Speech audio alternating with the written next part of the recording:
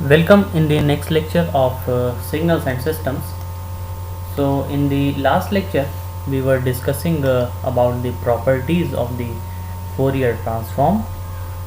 So in the continuation of that, the next property is the differentiation in time domain. Okay.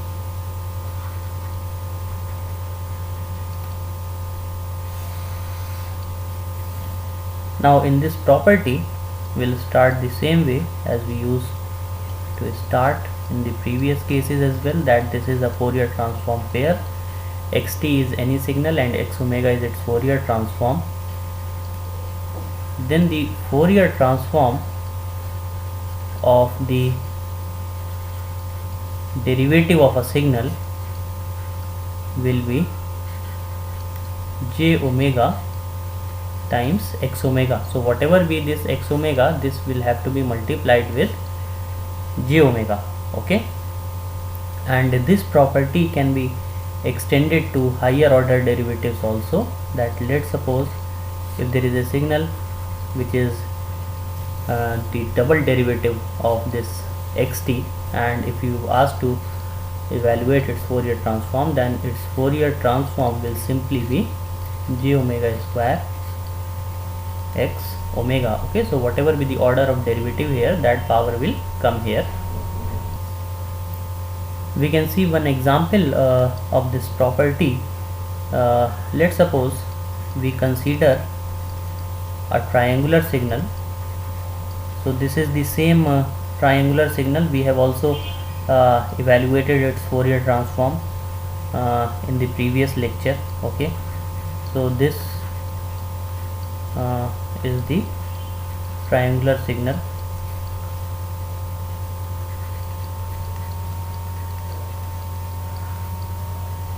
And 0.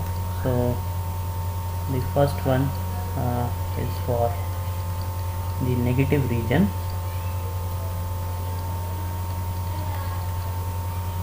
this is for positive region, and for all the values of t greater than equal to t, this is 0. Okay, so the question is here that let's suppose if you have to find the Fourier transform of this xt using this differentiation property. Okay, so you have already evaluated it using the normal method which you know of obtaining the Fourier transform, but here you will calculate it by using this differentiation property. So first of all, this triangular signal, let me just draw this again. Okay, so this is from minus t to t xt. Okay, so this is the triangular signal. Now you and this amplitude is this capital A. So you can just first of all write down this signal in terms of ramp signals or ramp functions. So this is the same ramp signal which we studied in the first unit. Okay, so in terms of this ramp signal, this R is representing the ramp signal.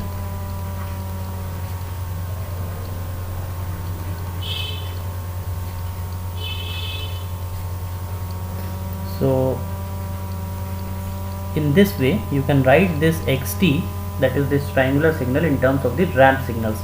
A by t r t plus t minus 2a by t r t plus a by t r t minus t.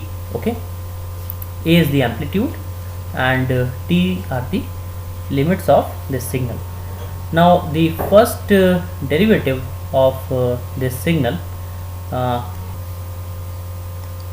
the first derivative you can write down as dxt by dt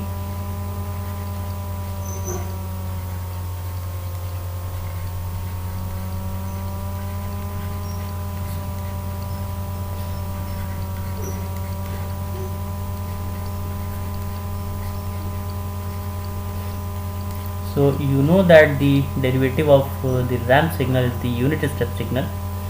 So there will be unit step signals here in this first derivative, and the second derivative also you can write down for it. So in place of this unit step signal, now impulse signal will come.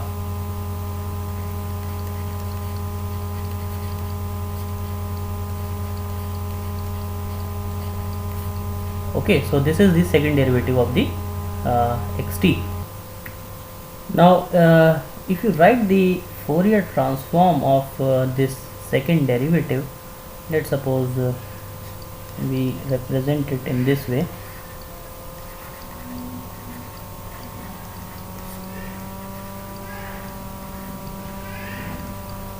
So for each term you can calculate the Fourier transform.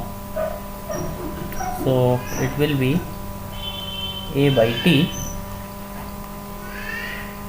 Fourier transform of this del t plus t minus 2a minus t Fourier transform of del t plus a by t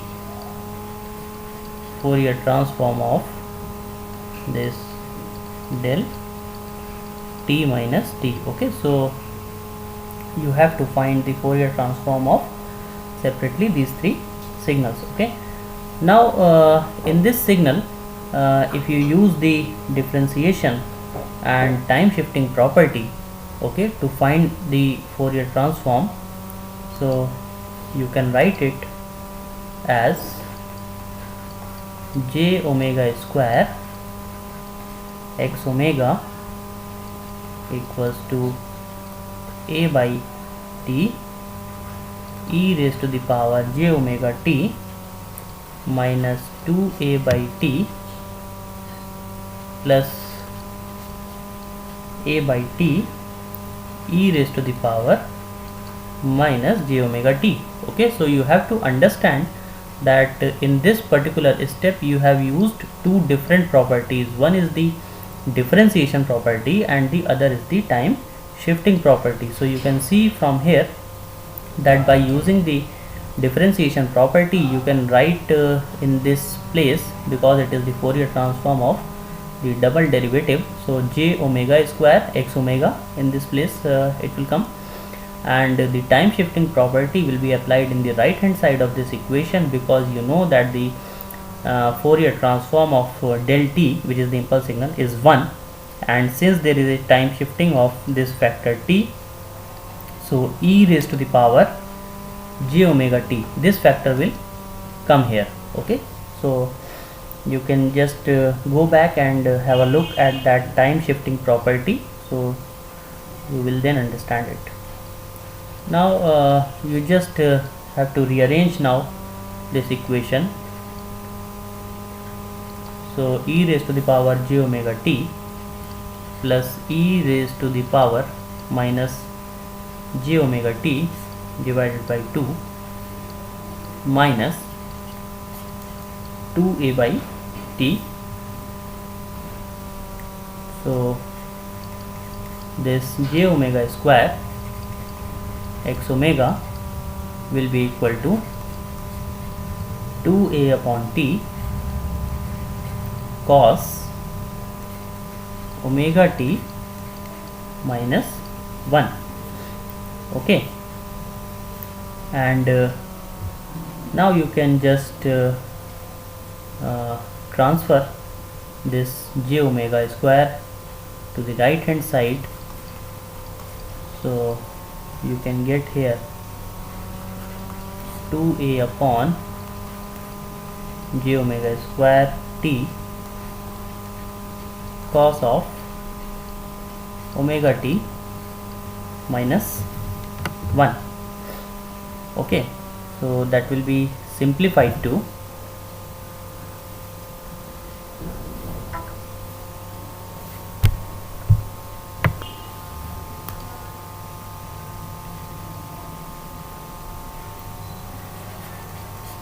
2a upon omega square t 1 minus cos omega t. Now again you just have to now convert it in the sinc form as we had done in that problem also. So 4a upon omega square t sine square omega t by 2, and now sine of omega t by 2 divided by omega t by 2 whole square. So that will be converted to now sinc square sine of pi omega t divided by 2 pi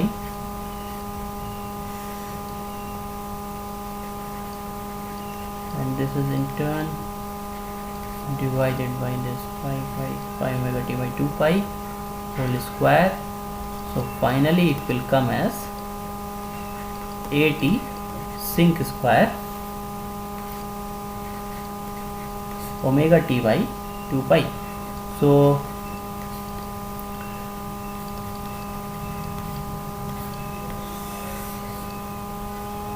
this is the Fourier transform of the triangular signal. So the result is same as we had already obtained it for the triangular signal when we were solving it previously. Now this time we have used the differentiation property in solving it. Okay. Next property is the convolution property.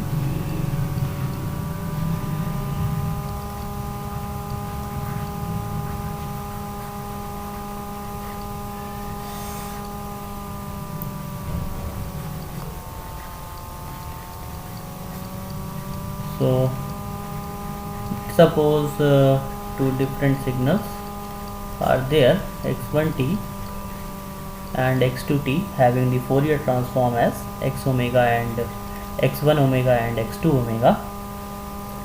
So the convolution of x1 and x2 will have the Fourier transform as x1 omega and x2 omega. So what is evident from this property is that the convolution of these two signals in the time domain is equal to the product of their Fourier transforms. So if you already know the Fourier transforms of these two signals individually, then you can just evaluate the Fourier transform of this resulting signal, which is the convolution of these two time domain signals, by just multiplying their individual Fourier transforms. Next property is the multiplication property.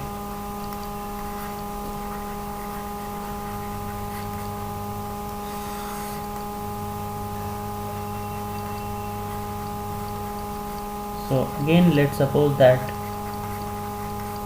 there are two signals, x1t and x2t, having the Fourier transforms as shown here. Then the product of two signals x1t and x2t, so the Fourier transform of these two signals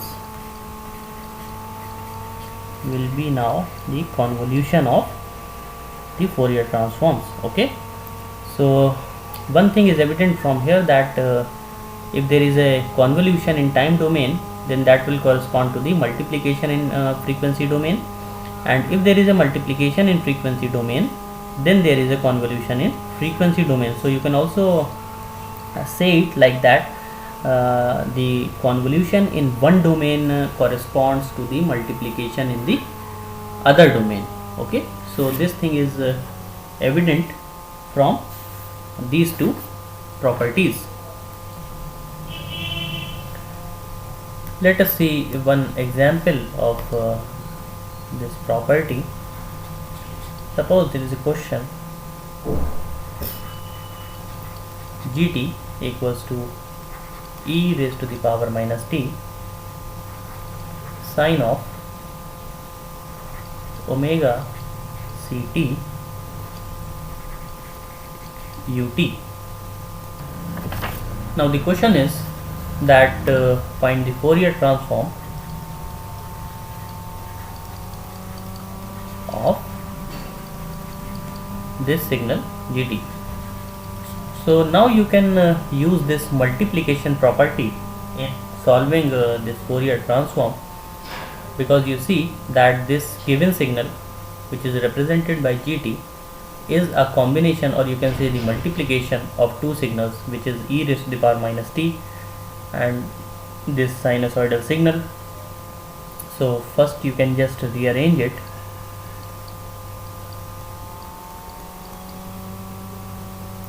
So this can be written in this way also.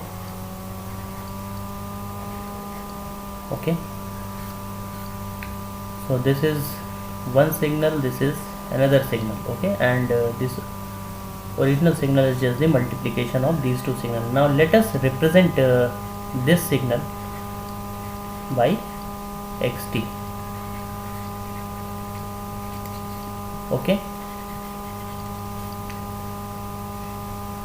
now if you just remember that we already calculated the Fourier transform of a signal which is e raised to the power minus at ut at the starting of the topic of Fourier transform, and the result which we obtained there was 1 upon a plus j omega.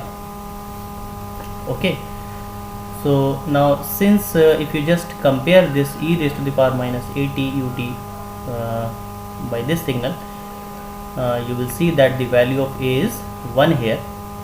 So the Fourier transform for this signal, that is x omega, will now be 1 upon 1 plus j omega. Okay, so in place of this 1, in place of this a, there is 1 here. So the Fourier transform of this signal will be 1 upon 1 plus j omega.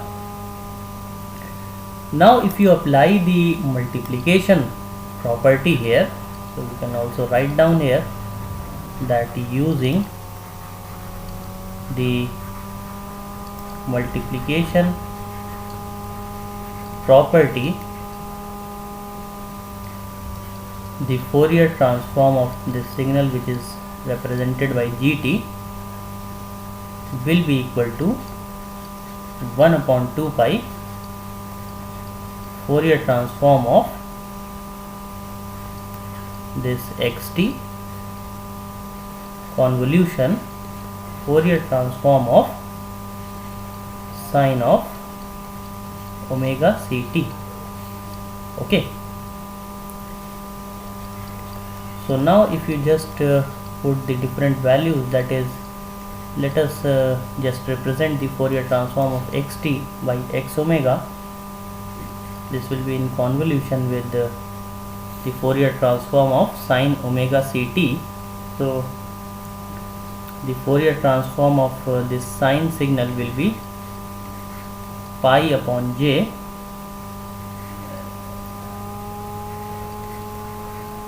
del of omega minus omega c minus del of omega plus omega c. So we have also evaluated the Fourier transform of cos omega t in the previous lectures. Using the same logic, you can also find the Fourier transform of sine signal. So sine signal Fourier transform will come as this, which we have written over here. Now this pi by j is constant, so you can also take it outside. This pi will get cancelled with this pi. so it will be 1 upon 2j here.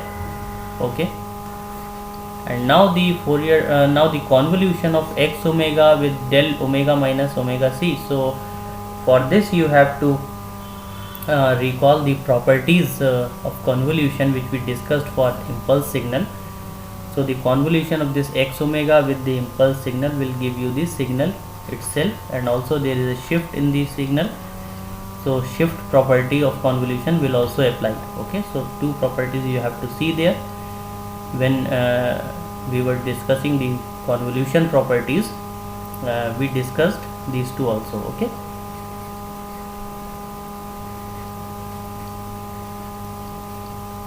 so this can be simplified in this form, which will be 1 upon 2j, or let me just write down more simply. You can just simplify it and represent the Fourier transform of this gt by this g omega. So the final Fourier transform will come as 1 plus j omega whole square plus omega c square. Next property is the differentiation in frequency domain.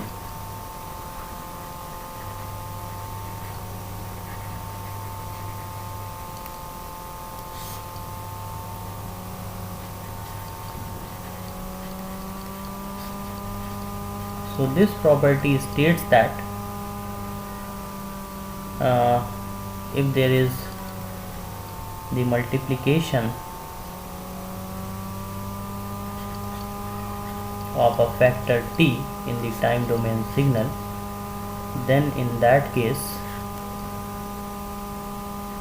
the derivative in the frequency domain will be introduced.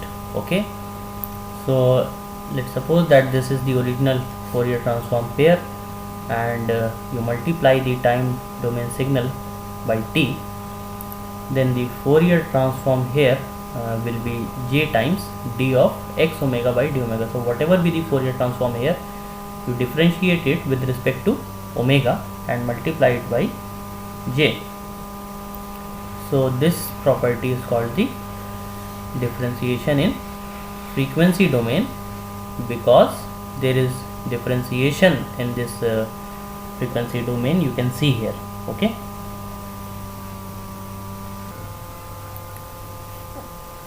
let's suppose there is a signal which is gt t e raised to the power minus at ut. Okay, so you can use this differentiation in frequency domain property to solve this problem, that is to evaluate the Fourier transform of this gt signal. Okay, so you just represent this part by xt, and now you already know that the Fourier transform of this e raised to the power minus at ut, it is 1 upon a plus j omega. So to find the Fourier transform of this signal, that is gt, is the same as finding the Fourier transform of this signal, which is txt. So this will be j times d of x omega by d omega, where x omega is this 1 upon a plus j omega. Okay, so if you will solve it, then g omega will come as 1 upon a plus j omega whole square. Next property is the integration property.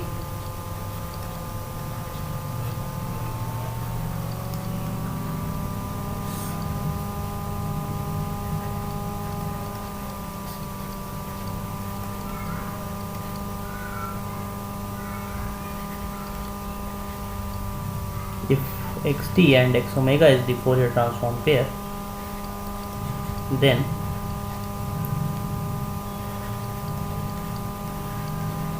this integral, if you have to find its Fourier transform, then in that case the Fourier transform can be found out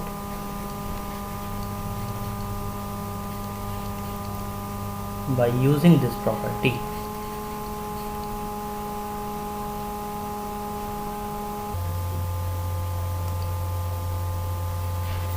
Next property is the duality property. Now this is an interesting property.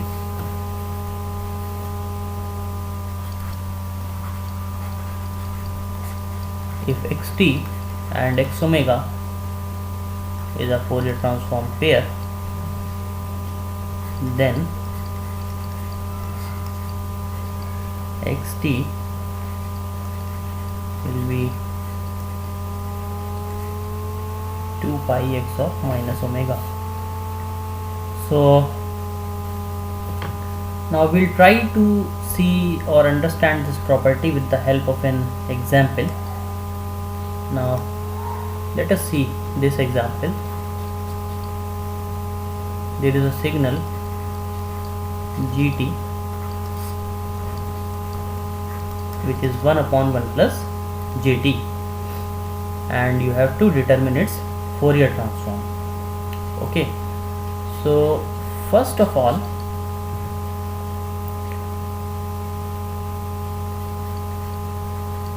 let us consider this.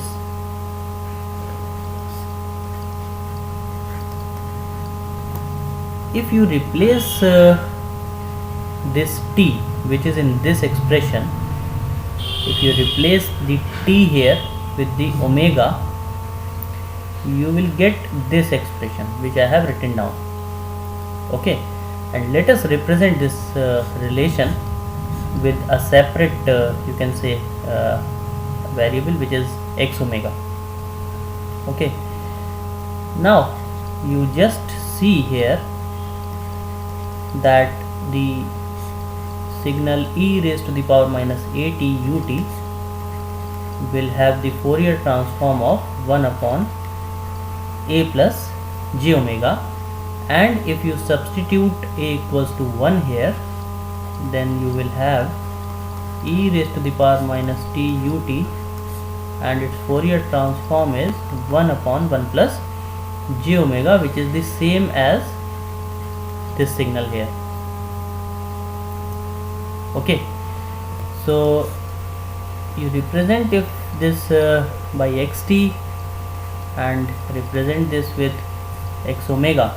Okay, so this will be xt and this is the x omega. And one more thing, now in this xt, let us suppose in place of t if we replace minus omega, so this expression will get modified as e raised to the power omega u of minus omega, and in the expression of x omega, if we replace omega by t, then this will be 1 upon 1 plus jt. Okay, now let me just write it down here. Now using this duality property that we just written down in the previous slide, that xt and x omega is a pair, then xt can be just be found out by using this duality property, that is 2 pi x of minus omega. Okay, now the question is, obviously you have to find the Fourier transform of this signal. which is nothing but xt. Okay, because if this is x omega, 1 upon 1 plus j omega, and in place of this omega if you replace t, so that will become x of t. So the Fourier transform of this x of t will be 2 pi x of minus omega. Okay, so that is the Fourier transform of 1 upon 1 plus jt will be equal to 2 pi, and x of minus omega we have written down here, e raised to the power omega u of minus omega. So for this particular problem, the Fourier transform of 1 upon 1 plus jt comes out to be 2 pi e raised to the power omega u of omega. Okay, so you can also try some other problems as well of this duality property. Next property is the conjugation property.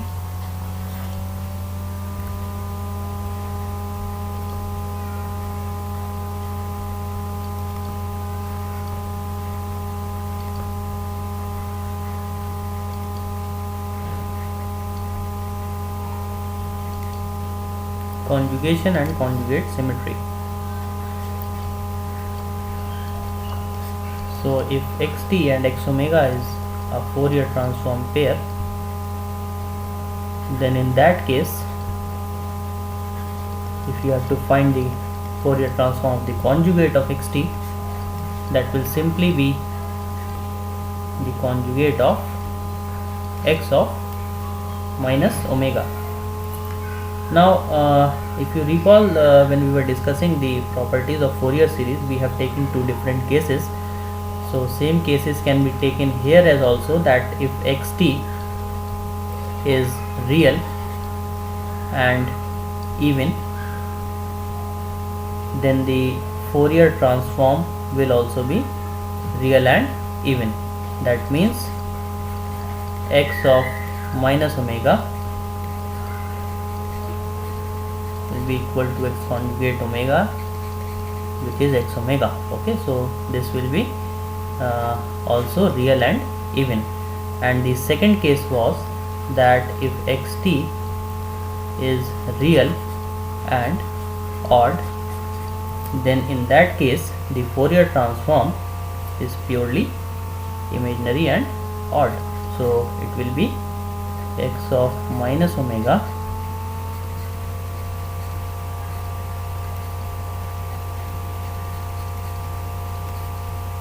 okay. So this is the conjugation property. Next property is the area under the signal xt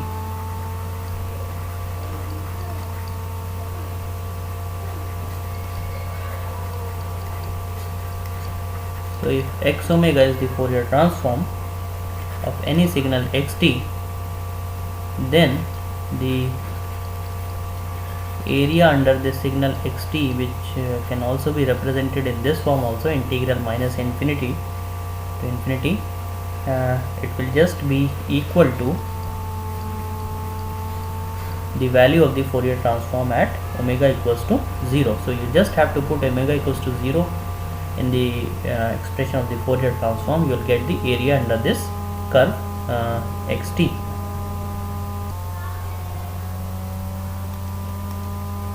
Next property,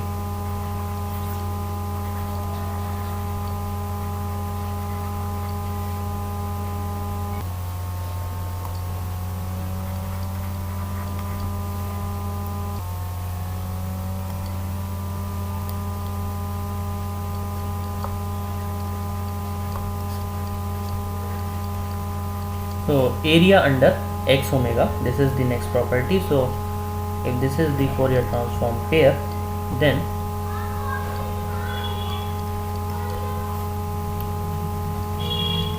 the value of x at t equals to 0 will be equal to integral x omega d omega divided by 2 pi. That means the value of function at value of function of this xt at t equals to 0 will be equal to the area under the Fourier transform x omega by 2 pi. And last property is the Parseval's relation.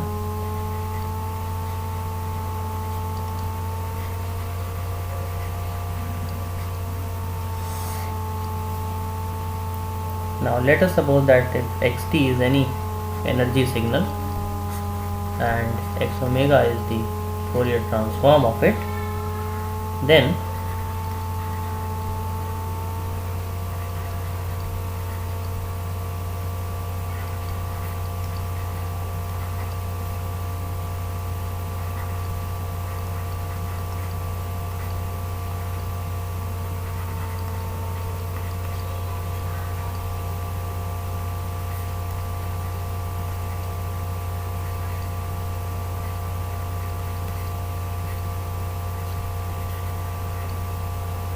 now this Parseval's relation simply states that the signal energies of an energy signal, which is obviously you know that this represents the energy of signal xt, so the energies of this energy signal and its Fourier transform are equal.